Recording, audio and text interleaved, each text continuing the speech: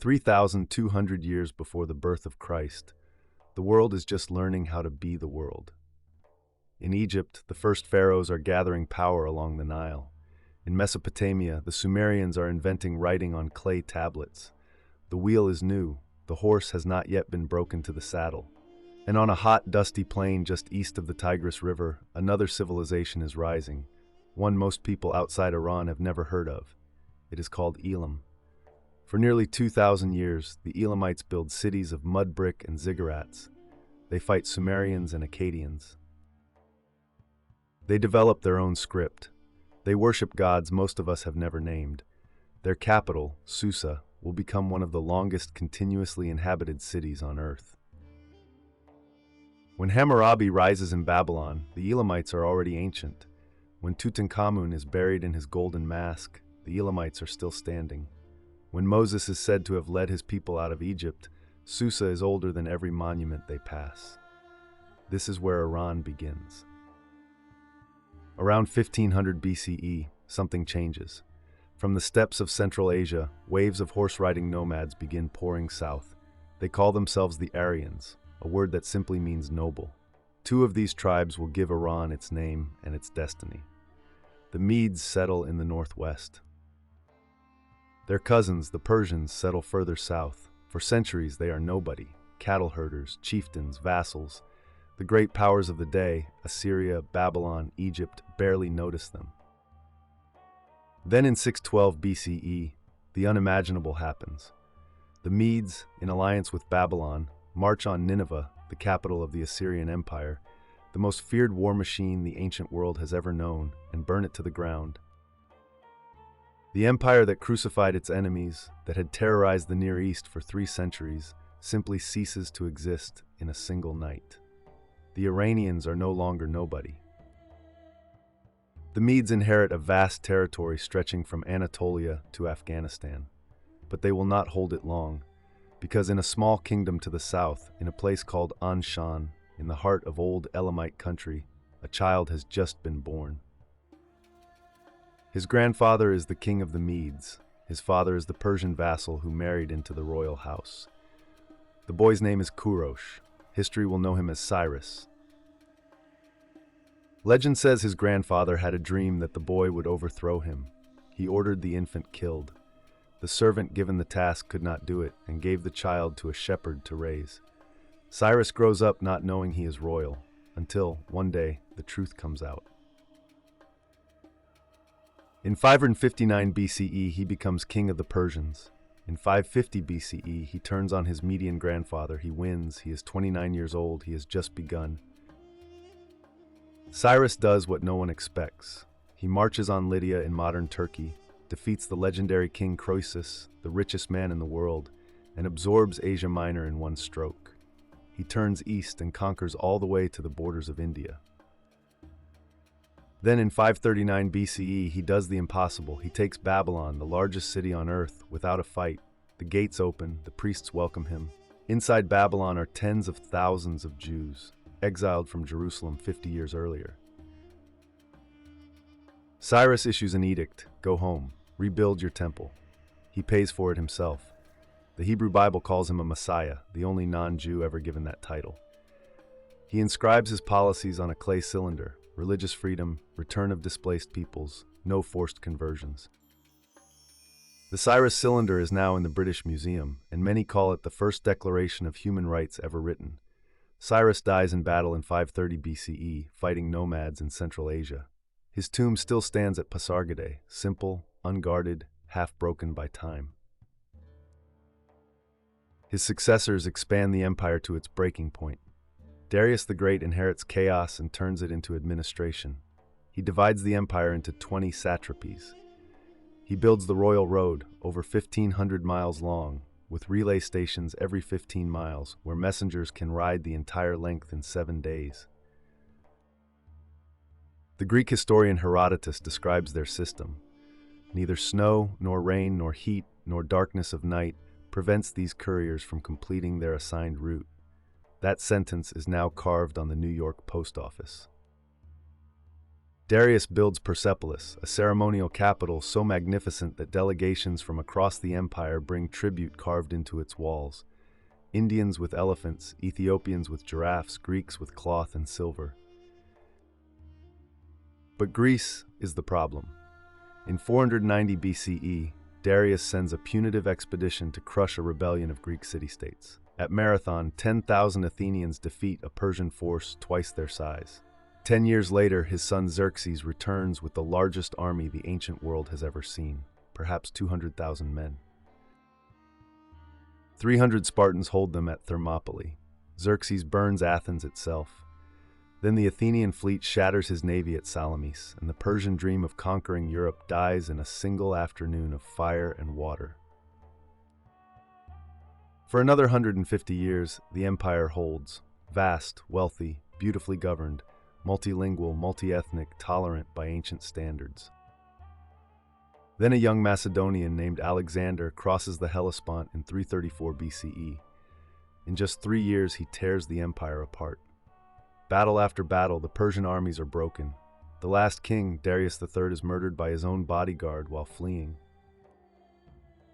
At Persepolis, drunk on victory and wine, Alexander's army sets the great palace on fire. Some say it was an accident. Some say it was revenge for the burning of Athens. The world's first superpower is finished, but Iran is not. Alexander dies young in Babylon. His generals carve up his empire. The eastern half, including Iran, falls to a Macedonian named Seleucus. For about 70 years, Greek-speaking governors rule the Iranian plateau, founding cities, importing Greek culture, marrying Persian wives. But the land does not love them. In 247 BCE, a chieftain named Arsaces leads his tribe of Iranian horsemen out of the steppe and rebels. His descendants become the Parthians, and they will rule Iran for nearly 500 years. The Parthians fight a different way. They are mounted archers. They retreat. They turn in the saddle and fire arrows backward at full gallop, a maneuver still called the Parthian shot. They are everything Roman legions are not built to fight. In 53 BCE, the Roman triumvir Crassus invades Mesopotamia with 7 legions, 40,000 of Rome's finest. At Carrhae, the Parthians annihilate them. Crassus is killed. Legend says molten gold is poured down his throat, a punishment for his greed. His severed head is used as a prop in a Greek play performed at the Parthian court. Rome will never forget. For 3 centuries, Rome and Parthia stalemate across the deserts of Mesopotamia. Neither can break the other. It is the longest geopolitical rivalry in ancient history. Then in 224 CE, a Persian noble named Ardashir overthrows the last Parthian king and founds the Sasanian Empire, the second great Persian Renaissance. The Sasanians revive Zoroastrianism as the state religion. They build the largest single-span brick arch the world has ever seen at Ctesiphon. It still stands today in Iraq, hollow and miraculous. They host scholars from India, China, and Greece. Chess arrives from India and is named Shatranj. The first true hospital in the world is founded at Gandhishapur, where Greek, Indian, and Persian medicine merge into something new. Their greatest king, Khosrow I, becomes a legend across 2 continents. He humbles emperors. He sponsors translations of every great book he can find. He introduces a fair tax system based on land surveys, centuries ahead of his time. But empire is exhausting. By 600 CE, the Sasanians have been at war with Byzantium for 400 years. Both empires are bankrupt, both armies are broken, both populations are tired beyond measure. Then from the deserts of Arabia, a new force appears. Tribes united by a new faith, Islam, pour out of the peninsula in numbers no one expects. In 636 CE, at the Battle of Al-Qadisiyah, the Arab armies meet the Sasanians. The Persians have war elephants, heavy cavalry, and a 1,000-year tradition of warfare. The Arabs have camels, faith, and nothing left to lose. The Sasanians lose. In 651 CE, the last Sasanian king, Yazdegerd III, is murdered by a miller while fleeing for his life in the eastern provinces. The empire is gone, but Iran has one last trick. The soul that refused to die. Iran is conquered, The Arabs install governors, they build mosques, they collect taxes, but something extraordinary happens in the centuries after. The Persian language does not die. It does not even retreat. It bends Arabic to its will, absorbs its vocabulary, and emerges stronger. By the year 1000, Persian becomes the second great language of Islamic civilization, the language of poetry, philosophy, courts, and diplomacy from Istanbul to Delhi. Persians do not just survive the conquest, they run the conquest. The viziers who advise the caliphs are Persian. The mathematicians who develop algebra are Persian. The doctors whose textbooks are used in European universities for 600 years are Persian. Avicenna writes the Canon of Medicine, the most influential medical text in human history. Al-Khwarizmi gives us the words algebra and algorithm.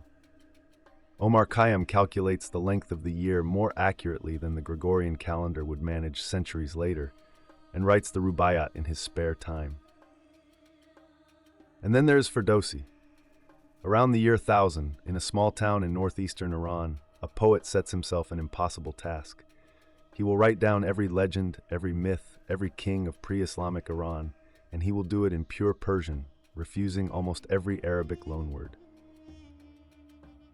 It takes him 30 years.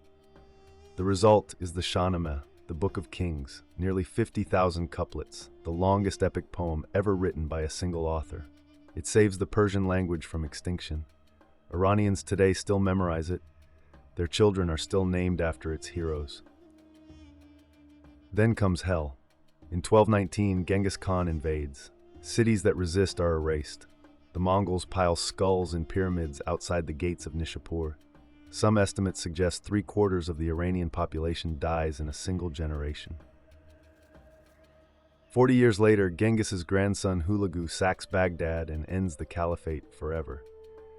The Tigris is said to run black with the ink of thrown books and red with the blood of murdered scholars. But again, Iran absorbs its conquerors. The Mongols convert to Islam, they build palaces, they patronize Persian poets. The grandchildren of warlords become aesthetes who weep at love poetry. In 1501, a teenager named Ismail rides into Tabriz and declares himself Shah. He is 14 years old. He founds the Safavid dynasty and makes Twelver Shia Islam the state religion of Iran, a single decision that still shapes the world 500 years later. His descendant, Shah Abbas the Great, rebuilds Isfahan into one of the most beautiful cities ever constructed. Visitors call it half the world. He defeats the Ottomans, the Uzbeks, and the Portuguese in turn. For a century, Iran is great again. Then the dynasty falters.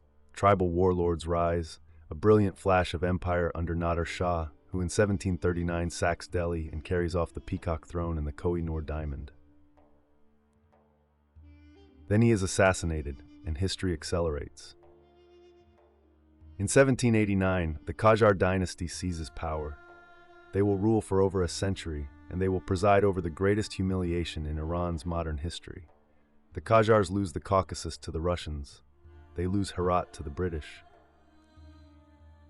They sell concessions to European companies for pennies on the dollar.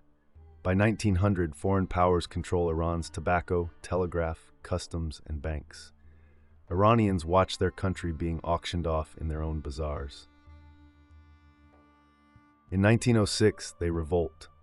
The constitutional revolution forces the Shah to accept a parliament, one of the very first in Asia. It is a stunning achievement. It is also almost immediately undermined by Russian and British interference. In 1925, an army officer named Reza Khan seizes power and crowns himself Shah. He picks an old name for his dynasty, Pahlavi, the language of pre-Islamic Iran. He builds roads, railways, schools, and factories. He bans the veil by force. He drags Iran into the 20th century with a leather glove on his fist. His son, Mohammad Reza, takes the throne in 1941. In 1951, Iran's elected Prime Minister, Mohammad Mosaddegh, nationalizes the British-controlled oil industry. The British and Americans cannot accept it. In 1953, the CIA and MI6 organize a coup. Mosaddegh is overthrown. The Shah returns to absolute power. For 25 years, the Shah modernizes Iran at staggering speed and crushes dissent with a secret police called Savak. By the 1970s, oil money has made Iran rich and the streets of Tehran furious. In January 1979, the Shah flees. 2 weeks later, an elderly cleric named Ruhollah Khomeini lands in Tehran from exile in Paris. Millions fill the streets to greet him. The Islamic Republic is born. It is barely a year old when Saddam Hussein invades from Iraq, hoping to seize oil fields and topple a fragile new regime. 8 years later, after 1 million dead in trench warfare not seen since the First World War, the borders are exactly where they started. Since then, Iran has lived in a strange paradox. It is one of the oldest civilizations on Earth and one of the youngest political systems. It has been sanctioned, isolated, and protested. Its people are among the most educated in the region. Its women have led some of the largest protests of the 21st century, 5,200 years, from Elam to today. Empires rose, empires fell. Conquerors came and were absorbed. Languages were imposed and were rewritten in Persian. Religions changed, capitals burned, borders moved. But every spring, when the wind turns warm, Iranian families still gather around a small table to celebrate Nowruz, the new year of the old Aryans. They light a fire, they jump over it, they laugh. It is the same fire their ancestors lit 5,000 years ago. Iran is not just a country, it is a river, old, deep, and still running.